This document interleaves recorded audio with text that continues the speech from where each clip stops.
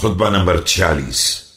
آپ علیہ السلام کا ارشاد گرامی، جب شام کی طرف جانے کا ارادہ فرمایا اور اس دعا کو رکاب میں پاؤں رکھتے ہوئے ورد زبان فرمایا، بسم اللہ الرحمن الرحیم۔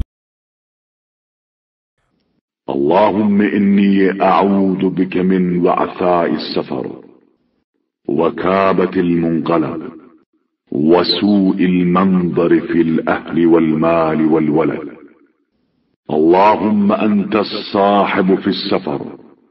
خدایا میں اس سفر کی مشقت اور واپسی کے اندوہ و غم اور اہل و مال و اولاد کی بدحالی سے تیری پناہ چاہتا ہوں، تو ہی سفر کا ساتھی ہے۔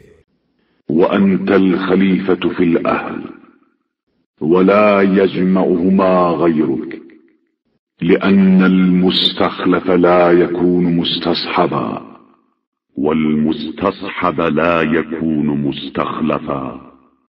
اور گھر کا نگراں ہے کہ یہ دونوں کام تیرے علاوہ کوئی دوسرا نہیں کر سکتا ہے کہ جسے گھر میں چھوڑ دیا جائے وہ سفر میں کام نہیں آتا ہے، اور جسے سفر میں ساتھ لے لیا جائے وہ گھر کی نگرانی نہیں کر سکتا۔